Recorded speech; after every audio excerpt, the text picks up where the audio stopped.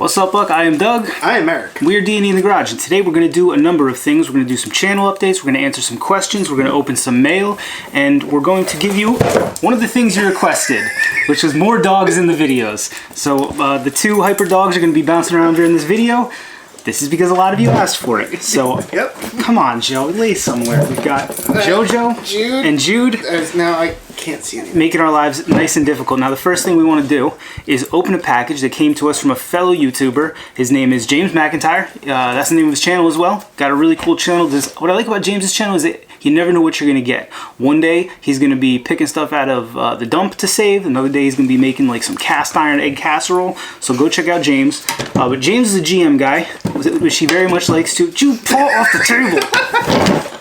Really, guys? More dogs in videos? That's what you're giving me to work with? Blood pressure to the roof. Blood pressure, it's gone. So James is a GM guy, something he very much likes to remind us often, as we're Jeep guys and I'm a MOPAR guy. So he came across some MOPAR history, is what he said, when he cleaned out his dad's garage, and he figured that two MOPAR monkeys with toolboxes would be able to do something more with it than he would. Thank you, James. Let's see what we got here.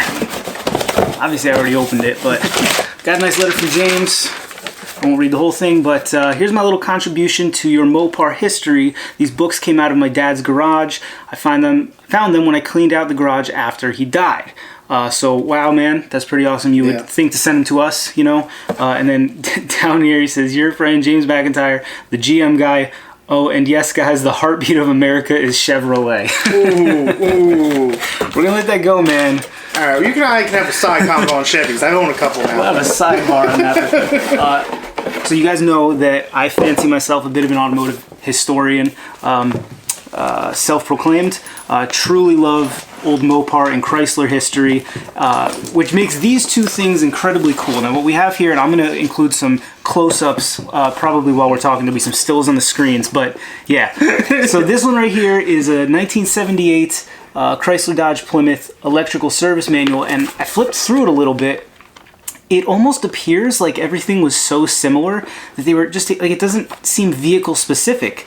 So it was just like, here are all the schematics that we used that year in every car. Not that there were that many in 1978. The pinouts, that's pretty cool. Yeah, so, you know, you couldn't even fathom doing that today. Different trim levels don't even have the same wiring half the time. So I'm going to dig through this, and at the end of the video, I think there's going to be some still pictures up of some of the cooler stuff or some of the more awesome stuff. I absolutely love this, and at some point, I intend to read this cover to cover because that's the kind of guy I am. Now, I want to read this one cover to cover. This one, let's get a close up on this. If you guys are friends of the channel, you will understand immediately why this excites Eric, and it's so amazing that that James sent it to us. It's the service manual for the line of minivans in 1988, which was the year I was born. Also made turbocharged ones during that year. Yep. So this is, I think this is also an electrical. Oh no, it says electrical and engine performance for the Ram van, which I didn't know that existed. The Dodge Caravan and the Plymouth Voyager. The Ram van is actually the one they had in Home Alone. That's the one they loaded all the kids into. Oh, so it was like an Econoline. Yeah, it's a big Econoline. Like a club wagon or something. Thing, yeah. Both of these are so incredibly cool. This one may even come in handy because I'm trying to get him into a first-gen Caravan. Really want one. I know how weird. If it's you guys, not me you gotta fight, it's my wife. If this is your first video and you're trying to figure out why two guys would want a minivan that's older than they are, just go back and watch some of the other videos. Go to the U-Poll. That's where you get the best evidence. James, thank you so much for thinking of us. I truly love these. These are not going in the garage to collect dust. They're going in a very special place. I am slowly but surely curating my own automotive MOPAR Jeep museum, so that when I die, my children have big piles of crap to go through. But these are going right at the top. Yeah, I saved this. After it was plastic? I don't know. Yeah, somebody did a very bad rattle can job on it. So that is that. The next thing. Oh, and James, you got a package coming to you. I promised James I'd do the turnaround. We're going to go over some of our new stickers in a minute, but James, I promise yours is in the mail. I truly appreciate it. If I think of another way, or I come across some GM history, I promise to send it your way. I think I actually have a list somewhere of some things you need for your truck. Is it a door handle? I have it written down. It's in my U-Poll book. I've got so many of you have asked me for stuff at the U-Poll. I have like a running list of, I'm looking for a taillight for Wyatt. I'm still looking for tow hooks for Dave. I'm looking for, I can't remember what for James. Point is, I didn't forget y'all. Another thing that a lot of you guys have asked me about is my Magic Hat. the hat that when I put it on, it makes it light wherever I look. Like I look there, there's light there. I look there, there's light there. It's the darndest thing. Turns out the wife lady got it on Amazon, not even all that expensively. A lot of you have asked, like, where'd I get it? Is it a good hat? Would you recommend it? I would absolutely recommend it. The light pops out like that. By the way, this is in no way like I'm not getting paid to sell this hat. It's a cool hat. I think you guys should go buy it. It's like $9. I'll leave a link down below. The light actually comes out, so when you're working on something, not only does it make it magically light where you are, but you can pop it out and move it around. And the thing that I love the most is it's very easily USB chargeable. I found it lasts for about 3 hours and takes between an hour and 2 hours to charge. After 3 hours, it's still alive, but it's like you're noticing that it's dim. And it's a warm hat. They come in all different colors, including some truly hideous like neon yellows and stuff. But a lot of you asked about that. I almost did a review video on it, but how cheesy would it be someone doing a review video on a freaking beanie, right? Amateur hour, so that's that. Another question we get all the time, especially in the winter when we're hibernating and doing less work, is what's going on with the projects. So we'll go through our list of projects real quick, just so that you guys know where they are and what's coming next. The Avalanche. Everybody asked me about the Avalanche. Where is the Avalanche? I know that we have about 29,000 subscribers, and I think 28,000 of you came for the Avalanche. Which Magically. is a shame for us Jeep folks. It's not dead. It's not put away. It's just winter, and since I don't need it right now, it's not getting my my full attention. I'm working on other projects that I'll list off down later. I promise we're still working on it. I'm actually digesting the literal tens of thousands of comments I've gotten from you guys telling me what I should fix on it. We're just coming up with a plan, so I'm not even going to sugarcoat it. When the weather gets warmer, I'll be more motivated to work on an Avalanche that I don't need. Yeah, it's just dripping blood in the driveway at this point. Exactly. Willie, you guys know that I was able to get Willie roadworthy enough to get him to daily for a week. I've been driving around every now and again. The wife's even taken him to work a couple times. So right now he failed inspection. He failed inspection for cats, the pre-cats on the 4-liter. I'm going between doing it the right way and doing it the Uncle Jerry way. The Uncle Jerry way would get him through inspection, but I don't ever plan to sell that Jeep, so why not do it the right way? Which would be to replace the Y-pipe with the cats. It's like $600. So that's where Willie is. That's where Willie will be soon. What's going on with Barney? Barney's actually good. Yeah. I got him all fixed up for winter. We've got a couple videos coming out on that, and He's just waiting for snow, he's right? waiting for snow, as am I. I'm waiting. Barney's the plow Jeep. Eric and I have a plethora of side businesses. I recommend that every American who is able-bodied do that. It's the only real way to get ahead. You got to be working your butt off. You got to be working for 23 and a half hours out of the day. One of Eric's side things is he helps out family and friends when it snows by plowing their driveways, and he's built up a heck of a rig for it. Hell of a rig. The only problem is he works all summer, and then it doesn't snow like it did this winter, and it's like, well, why did I bother? Yeah, no, I'm really just, like, it was perfect this year, and I knew it was going to snow, because I got everything dialed in. It runs perfect right now. Which we'll do a video on, because I know a lot of people asked about what setups we have on. Yeah, how to plow with a Grand Cherokee. That's definitely coming. You can either do it the HD way he does, or the super basic, easy way I do it, which is a nice segue into Ruby, which is my current plow Jeep. The transfer case is all put together. It's ready to go in. I just need some time. Additionally, I've been promising a video on how to replace rotted out rockers on a unibody Jeep. That is coming. Still need ball joints. I don't know. I'm gonna get around to it. But other than that, Ruby is in pretty good shape. Some other little things. I know we haven't really had a Ruby video in a little bit. No, that's not true. I did the front end on it. Additionally, and I don't want to say as few words as possible on it, I've hinted in some comments, we've hinted in some videos, there is a mystery video or a mystery vehicle X that is floating around somebody's property somewhere that will be making its appearance. So for those of you that came for the DOA Chevrolet, you may like it. For those of you who have always been here for the Jeep content, you may like it. For those of you who like to see two angry monkeys throwing wrenches at stuff, you're definitely going to like it. I know we've been teasing it for a while, and we're going to tease it for a little while longer. And anyone that's a general MOPAR fan might like it. Yeah, definitely. Right? Even old school MOPAR fans, right? We may be digging out this 1976. Well, the Dodge Ram, the Ram Charger one might. Now that they're sufficiently confused, you guys just get to sit and wait. Not that I think anybody cares, but the XL175, a project that's very near and dear to me, the Honda dirt bike, it has spark, and it will sort of fire if I absolutely douse it in starting Our fluid. Facebook folks are rooting you on that one. Good. They want to see that Good. running. I promise it's running. It's another one where it's so cold and I got other things going on, which brings me to my next one. My garage is completely torn apart right now. I'm moving things around. I'm reworking it, retooling it, trying to make it even better for more D&E projects. Which brings me to this. I bought a gallon of Gorilla Wood Glue.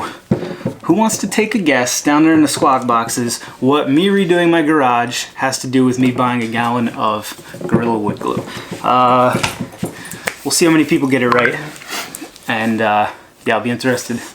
Wrong answers only. Alrighty, on to the next thing. Some of you who follow us on Instagram or Facebook or saw the original video may be familiar with the Scuba Heap. It is the submarine WJ that Eric designed as our mascot for the Polar Plunge this year. He and I are both, along with a couple other YouTubers and a special needs school in our area, we teamed up to form Team D&E in the Sea for the Polar Plunge at Seaside Heights. What it is, if you're not familiar, February 22nd, we're going to get together as a team, we're going to imbibe some adult beverages, and we're going to dive into the frozen Atlantic. Yeah. Why would we do this? To raise money for the Special Olympics. It's a cause that we feel very strongly about. My wife actually teaches at a school for special needs children, which is how we got into this, and we've been organizing a team now for, well, we've been doing it for a number of years. This is our first year organizing a team. So, enough people liked the Scuba Heap that we went ahead and got some stickers made. We already sent these to our Patreon, so if you are a Patreon and you didn't see the message on Patreon, know that one of these is on its way to you as a way to say thank you for your support. For anybody else who's interested, they are going to be available on Etsy. They already are.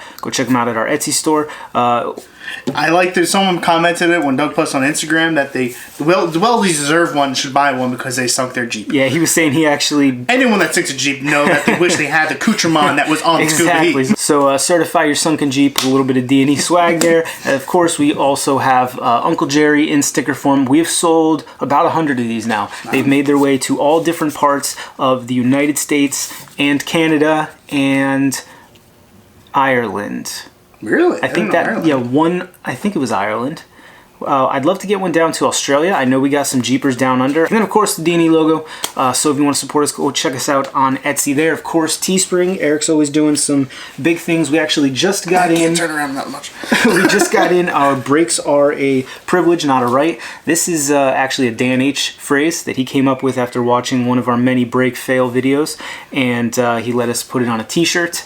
So if you want to check out some of our t-shirt ideas, Eric has been busy being it up in the lab designing new t-shirt swag. Yep, which speaking of, I just launched a new Valentine's Day one for your sweet little honey at home. If you need a little good little Valentine's Day gift, there's one out there. Nothing says Valentine's like a t-shirt from D&E, am I right? For the Jeep her in your life. Yeah, there you go. Exactly, right? So here's something cool I wanted to tell you guys about. There is a Facebook page just for YouTube, automotive YouTube type guys. They're kind of exclusive that way, where we all get together and share ideas and talk about stuff. But what we're doing now is we're doing a roundtable. I think they're going to do it every Friday night. Last week, the Bearded Jeeper hosted it, and I joined for a little bit, though I'm too much of an Uncle Jerry to get my internet connection right, so I had to sign out after like 10 minutes. And because I was only on for a short amount of time, I only got to talk to one person. Now, the first thing I want to tell you is, Jude, come on, buddy. He just at me. I don't he needs attention at all times. Jude is the neediest dog in the world. Anybody who says pit bulls are a certain type of way, come and snuggle Jude for a little bit and it'll change your mind. Anyway, what I was saying was, first of all, everybody should try to tune into that. I think the Bearded Jeeper, correct me if I'm wrong, Bearded Jeeper, but I think he'll probably be posting where the round table can be found. It's going to be on a different channel every week. Because I was only there for 10 minutes, I only really got to talk to one guy, but I want to call out his channel because real cool guy, real cool channel, Running Joe Off-Road. I wish I could have talked to the other 4 guys that were there besides Kyle, because obviously we know Kyle real well, but Joe is a Canadian. Here's what is interesting about Joe and why he's fascinating. Joe is the only person on the planet who can make me root for a Toyota. His dedicated off-roader is a Land Cruiser that's LS swapped on 37s. Ooh. And he is just such a badass Canadian off-roader. His stories, every single story he tells is cool. Like, we're just like doing casual small talk. I'm talking about how, like, I don't even know what I was talking about. And he says, oh yeah, I broke another pinion yoke and this. I was like, dang man, I went and checked out his stuff. If you like cool off-roading stuff, go check him out. He also dailies a... what year is it? A late model 3500 Dodge Ram. Just a real cool guy. He was actually saying something interesting. He was saying that up in Canada, all the rusted out S boxes that you can get cheap are Toyotas. Whereas that's not true down here. He was saying to get an XJ or a WJ, like what we all drive, is very difficult. So I found that very interesting. We were like, dang, man, you just beat the heck out of like a Land Cruiser like that? Like down here, that's worth some money. Yeah, a lot. Nah, that's not the case up there. I've been finding more and more that Canada's freaking awesome. All right, so this guy. they've got Peg up there, right? Those zip ties and bias plies, absolutely insane. If you haven't watched them, you should. Don't bring your kids. Leave the kids in another room. Then you got AVE. Literally the OG of awesome internet personalities. I would listen to that guy tell me how to make toast. Then you got guys like Joe, just your everyday guy, who Joe's channel is criminally underwatched. Go watch Running Joe Off-Road. Crazy stuff. He's the real deal. He's the real deal. Then today, just today, I found, and it was made aware to me by the D&E Canadian ambassador, YJ Dave. He's from up there in the Maple Syrup Republic, and he makes sure that D&E stay in touch with all things Canadian, and I very much appreciate that, Dave. He and I were talking about this guy, Quick Dick McDick, which is the thing I can't believe I just said.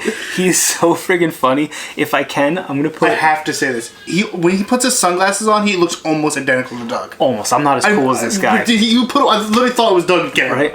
You guys gotta go check out Quick Dick McDick. He's another one. You might be able to bring the kids. He's not quite as bad as Zip Ties and Bias Plies. He was pretty funny, Dick, yeah. your son. Oh man, I was dying. He's talking about Saskatchewan farm trucks. Brakes are not required on Saskatchewan farm pickups. You can put it into a cattle fence, a grain bin, or the nearest snowbank to stop. Side mirrors are not required on Saskatchewan farm trucks because whatever's behind you has already happened and there's nothing you can do about it, and if something's gonna fall off your truck, it's best that it stay in the ditch anyways. It's important also to remember, of course, with Saskatchewan pickups that as long as 75% of your lights are working, you have 50% more of your lights working than the neighbors do.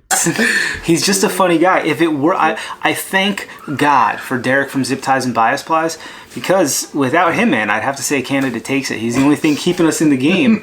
I mean, you know, Junkyard Digs is pretty funny as well, but you Canadians are some funny. Yeah, good folk there. Some funny you know what. and I like the cold, all right? And I like off-roading and doing all kinds. I think I could move to like Alberta or Saskatchewan. We could do a lot. Yeah, we man. could do a lot. I don't know. I might be coming to visit y'all up there in Saskatchewan. All right, friends, that's going to be all for us for today's video. On behalf of JoJo and Jude and Eric and I, thank you very much for watching. Thank you for your dedicated viewership. We appreciate it. You guys have been really helping us grow this channel a lot lately, and that's huge. So, as always, let us know down there in the squawk boxes what you want to see more of, but for the love of God, please don't just write more Avi. I saw that so many times. More avalanche. It's moved over to Facebook, videos. by the way. Make avalanche videos. I'm trying. It's freaking cold and I don't even need the thing. There will be more avalanche videos. Let us know what you guys like. Let us know what you guys dislike. Let us know what you want to see more of. If you'd like to donate to our team for the Polar Plunge, there'll be some links pinned in comments down below. As always, I don't know. You got anything else, buddy? I really don't. As always, thanks for watching. See you next time. See you. Ciao. Your breath stinks.